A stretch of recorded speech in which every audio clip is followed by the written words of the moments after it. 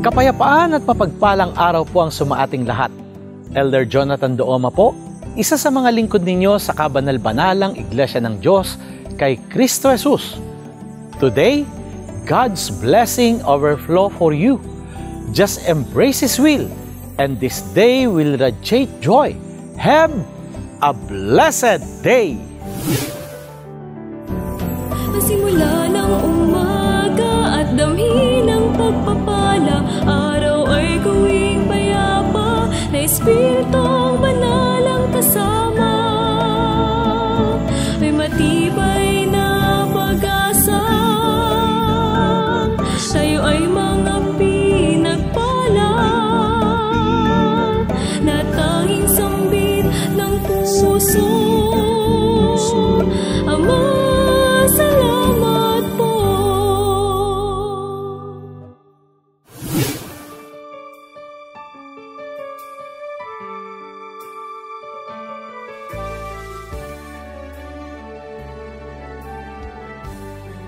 A blessed day to all! Isang pinagpalang araw sa inyong lahat. Ang daily reflection natin sa araw na ito na mula sa aklat na Love Notes ay mula sa Proverbs chapter 3 verse 17 na ganito ang sinasabi. Wisdom's way are pleasant ways, and all its paths lead to peace. Happy is a man who finds wisdom. Wise is a man who truly knows God and believes in Him, having seen His glory and the beauty of His holiness. We have loved Him with all our heart, mind, and soul. Loving God is the most beautiful feeling we can have in this life. Though we travel the highways and byways of this troubled earth, we are at peace, happy, and secure in the love of the most holy God. Maligaya ang tao na natatagpuan ang karunungan. Pantas ang tao na nakakilala sa Diyos at sumasampalataya sa Kanya, sa pagkakita sa Kanyang kaluwalhatian at sa kagandahan ng Kanyang kabanalan. Minahal natin Siya ng buong puso, isip at kaluluwa. Ang pagmamahal sa Diyos ang pinakamagandang damdamin na maaari nating maranasan sa buhay na ito. Bagaman naglalakbay tayo sa mundong ito na puno ng suliranin, tayo ay may kapayapaan, kasiyahan at katiyakan sa pag-ibig ng pinakabanal na Diyos.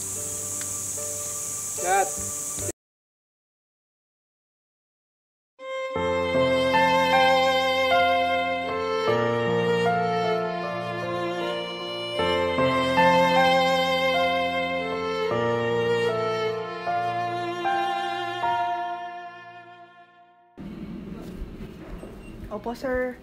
Kasi, sir, mag-early out po sana ako bukas. Opo. O, ganun po ba? Sige, sir, pasensya na po. Bye. Aking abi, iyong dinggin, o mahal kong kapatid, sa puso ko ay tanging ligaya mo ang mithi. O minamahal, ito ang damdamin ko.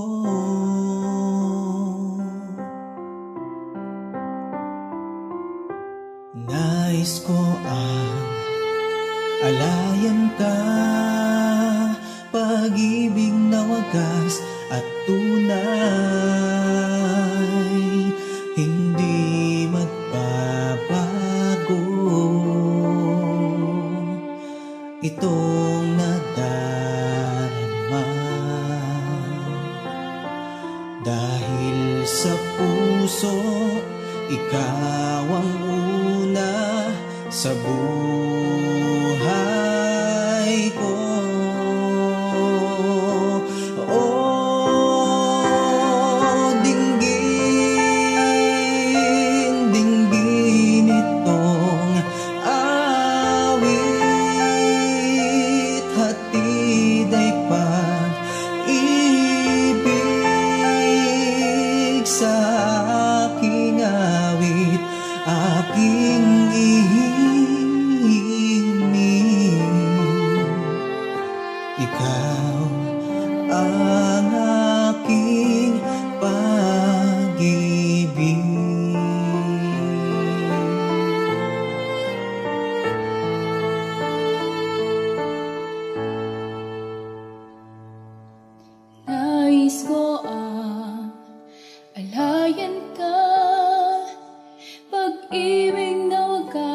sa tunay,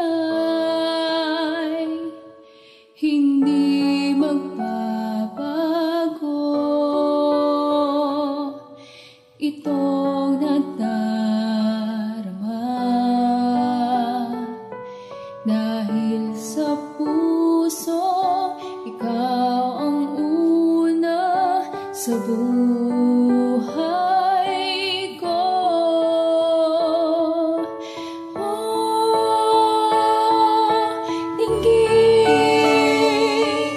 Dinggin itong awit, hatid ay pag-ibig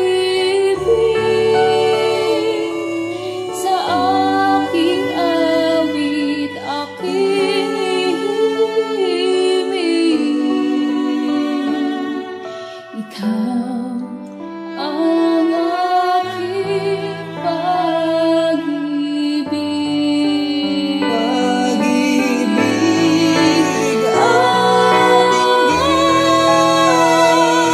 Dinggin itong awit,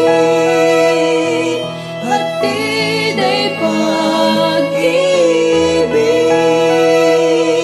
sa aking awit, aking ihimig.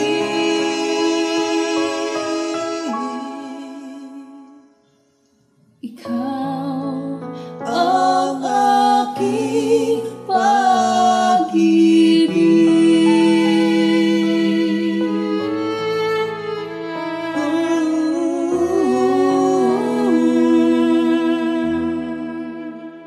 A blessed day to all. Kayo po ay kasalukuyang nanonood ng programang ipinaglilingkod ng kabanal-banalang Iglesia ng Diyos kay Kristo Jesus.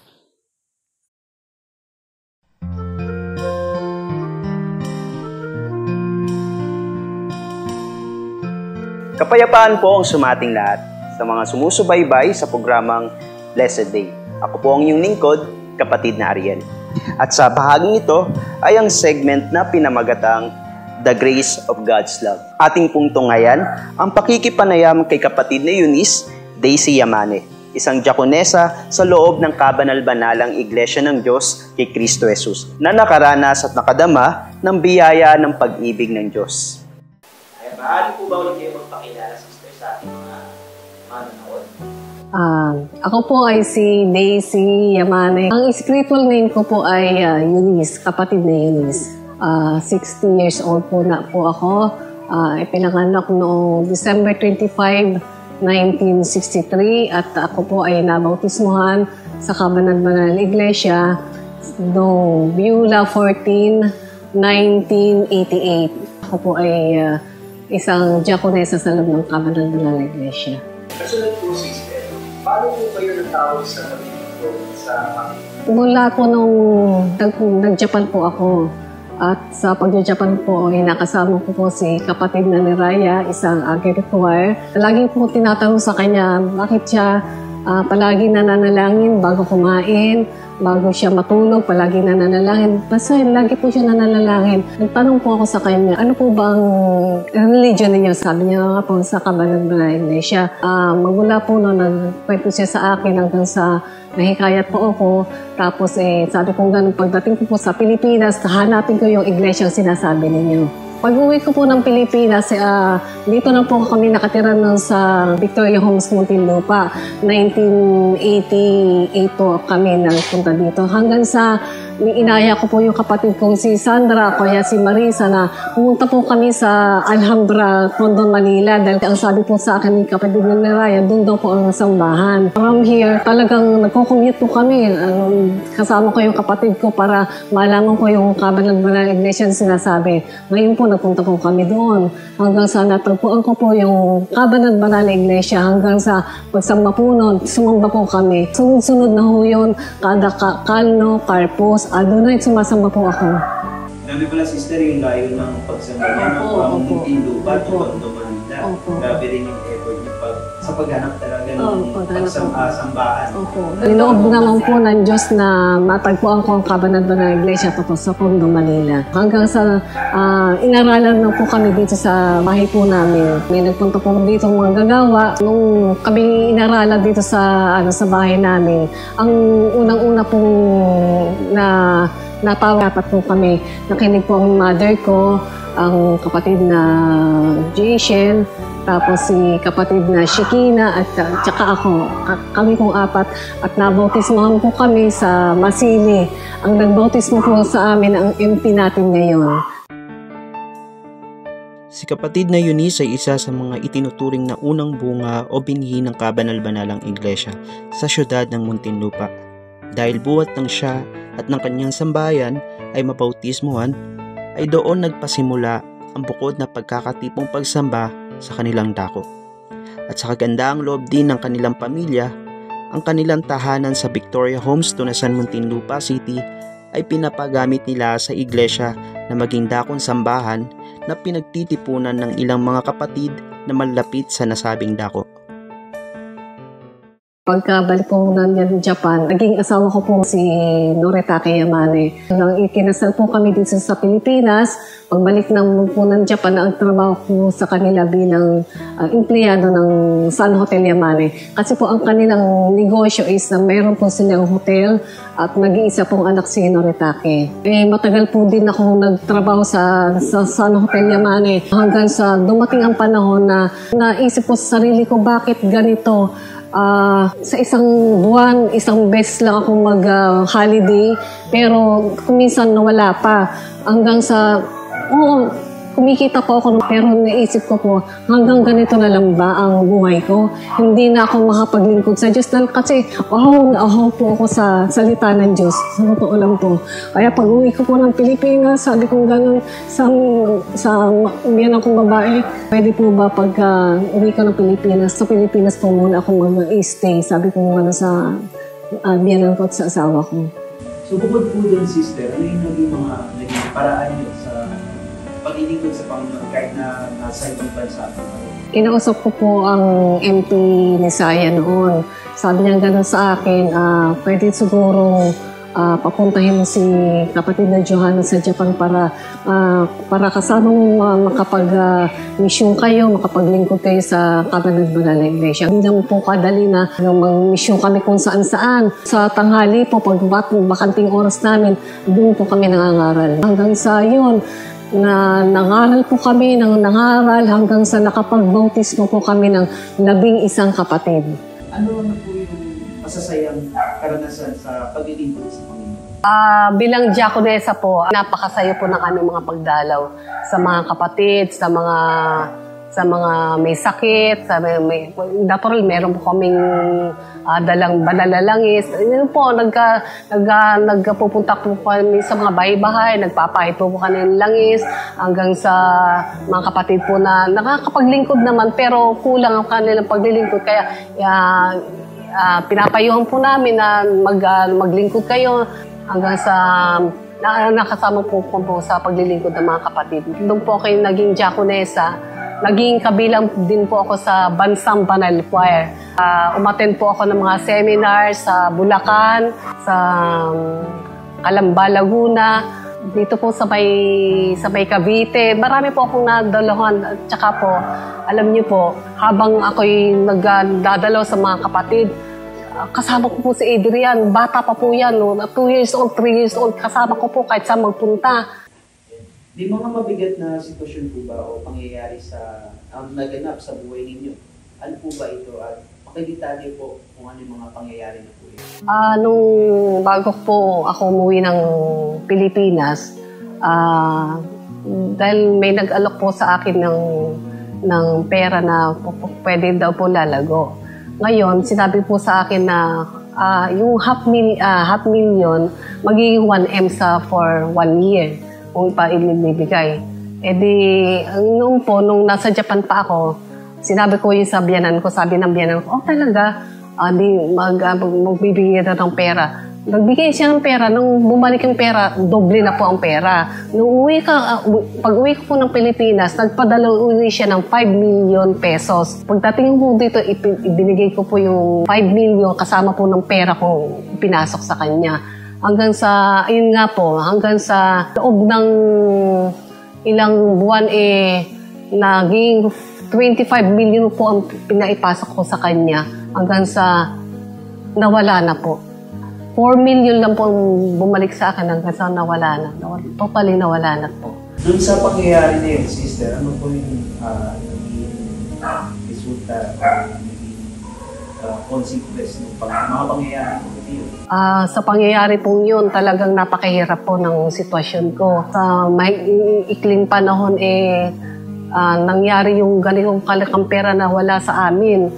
Araw-araw po talaga nag-iiyak ko. Araw-araw, halos gusto ko nang umalis sa bahay para magpunta sa ibang lugar na para maalis lang po sa isip ko yung ganitong sitwasyon. Sabi ko sa sarili ko, wala namang mangyayari sa akin kung ganito ang mangyayari sa akin. Ang ginawa ko po, nanalangin po lang po ako nanalangin hanggang sa nung nagkaroon po ako ng anak na lalaki, yun po si Adrian Yamane, stroke naman po ako. Talagang ang kalooban ko, bakit sa akin nangyari ito? Hanggang sa nagbulay-bulay po ako. Ang ginawa ko, nanalangin na lang po ako nanalangin magmula alas 6, alas 9, alas 12, alas 3, hanggang nanalangin po ako.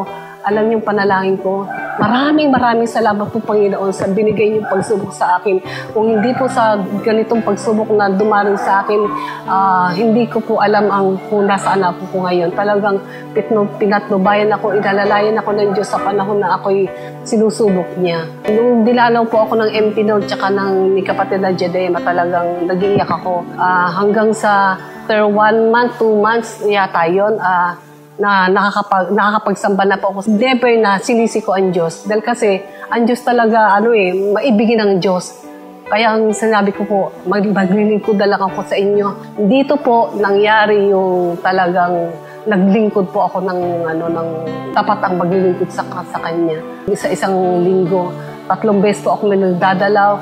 Hanggang ngayon po, patuloy pa rin. Opo, hanggang ngayon patuloy po akong naglilingkod. Siyempre, sinumpaan ko po yun sa Panginoon na hindi pwedeng hindi ko gawin.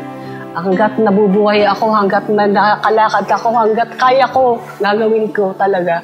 Gagawin ko sa Diyos yun. Hanggang sa ako'y gumaling sa awat tulong ng Panginoon kong Diyos, talagang pinagaling niya po ako. Noon po hindi ako nakakapagsalita. Oo, hindi lang.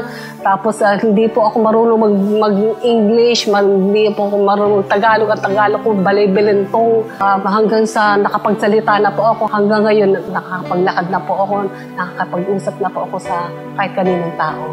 Imbes na magtunga nga po ako, magmukmuk na lang sa loob ng bahay, hindi po ganun ginawa ko. Talagang nagpursige po ako, nanalangin ako sa Kanya dahil sa pananampalataya ibinigay sa akin. Yun po ang nag-uudyok para ako ay gumawa sa kabanal na iglesia. Para lalo kong magsubipag, magtiis, magtiyaga sa paglilingkod sa Kanya. Paano po ninyo ilalarawan ang kadakilaan ng pag-ibig ng Diyos na pinadamasin? Ako, napaka-gandang tanong po yan. Sa totoo lang po, wala akong mailapat na salita na ibinigay niya po sa akin bilang miyembro ng Kabanal na Iglesia. Dahil nga po, sa pag-ibig niya sa akin, talaga pinadamo niya po ang pag-ibig sa pamagitan po ng na-stroke ako, na-scam ako. Pero dahil sa kanyang pag-ibig at pagmamahal sa akin, nakakapagpatuloy pa rin po ako sa paglilingkod sa kanyang Kabanal na Iglesia. Ano po yung may papayo nyo sa mga nanonood sa ating program? Ang maipapayo ko lang po sa mga kapatid ay manalangin po kayo ng sikap misyal. Yun po ang pangunahing gagawin natin. At syempre, ang pag-ibig ng Diyos ay naandyan. Lagi po tayo mananalangin at palagi po tayo magtiwala, maghawakan sa ibinibigay ng Diyos sa atin. Dahil nga po, hindi naman po sa lahat ng oras ay binibigay agad sa atin mga kahilingan natin. Ang mahalaga po doon ay nakapagpatuloy po kayo sa paglilingkod hanggat nabubuhay kayo. Ang pananampalataya po ang mag-uudyok sa inyo ng paggawa sa Kabanal na Iglesia. Of God's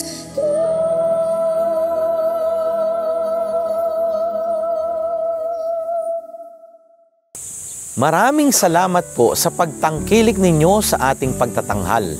Maraming salamat din po sa lahat ng nag-share ng link ng ating broadcast. Ang blessed day. Sana po ay magkasama-sama tayong muli sa susunod na mga araw ng pagtatanghal. Sa bahagi pong ito, inaanyayahan ko po kayo na sumama sa isang panalangin. Ating pong pasalamatan ang Panginoon at ipagtagubilin ang panibagong araw na ito na ating lalakaran. Manalangin po tayo. Aba, Panginoon naming Diyos, dakila, banal at pinakamakapangyarihan sa lahat. Ikaw na nakapangyayari sa aming buhay. Ikaw na patuloy na nagpapala sa amin. Sa umaga pong ito, muli kaming nagpapasalamat sa iyo, Panginoon. Di kami nagsasawang magpasalamat sa iyo sa maraming pagkakataon ng aming buhay. Lalo po, tuwing umaga na kami ay iyong ginigising, taglay ang buhay at ang kalakasan. Higit sa lahat, ang aming pananampalataya, ang aming pagkakilala, ang aming paglilingkod sa iyong dakilang harapan. Panginoon, sa umagang ito, nakita po namin ang pangyayari na naganap na pinagdaanan ng isa sa iyong mga lingkod sa mga huling araw na ito. Sa maraming pagkakataon, pinagpala mo siya. Sa maraming pagkakataon, dumana siya ng mga pagsubok, ng mga kahirapan. Ngunit, nakita mo, Panginoon, sa anumang sitwasyon ng kanyang buhay, hindi nawala ang kanyang pag-asa, ang pagkakilala at pananampalataya sa iyo. Nakita mo siya, Ama, sa kabila ng maraming pinagdaanan, siya'y patuloy na naglilingkod sa iyong dakilang pangalan. Maasa kami, anuman ang dumating sa amin na iyong mga anak, isang halimbawa siya para sa amin upang maging matatag din kami sa aming pananampalataya, upang kami ay maging malakas sa aming mga kalooban, upang kami ay makita mo na naglilingkod sa anumang sitwasyon ng aming buhay ng tapat na puso, sapagkat ito ang aming katungkulan sa iyong dakilang harapan. Panginoon, umaasa kami, hindi mo kami pababayaan sa maraming pagkakataon ng aming buhay. Sa umagang ito, pinagtatagubili naming muli ang maghapon ng aming pamumuhay, ang pakikitungo namin sa maraming mga tao. Ikaw ang magpala sa amin, matanghal ang iyong dakilang pangalan sa aming pamumuhay. Ang lahat ng ito, aming ipinagpapasalamat sa pangalan mong Diyos Kristo Jesus na aming tagapagligtas. Amen. Maraming salamat po sa inyong pagtangkilik sa palatuntunang ito ng Kabanal-Banalang Iglesia ng Diyos kay Kristo Jesus. Kung nais po ninyong mapanood ang iba pa naming programa, mag-subscribe sa ating YouTube channel na The Most Holy Church at bisitahin ang aming Facebook fanpage na MHC Media. Upang lubos po ninyong makilala ang Kabanal-Banalang Iglesia ng Diyos kay Kristo Jesus, bisitahin ang ating official website na www.mostholychurch.com. Para naman po sa inyong katanungan, prayer request o libreng Bible study sa inyong tahanan, i-post lamang ang kahilingan sa comment section ng programang ito. Maaari din po kayong tumawag o mag-text sa mga sumusunod na numero. Sa Smart o Talk and Text, 0909-555-5009. Sa Globe o TM, 0926-383-0454. Sa Dito SIM, 0991-419-2027. At sa landline, 8255-6949 o 8553-0946. Maraming salamat po. Salamat.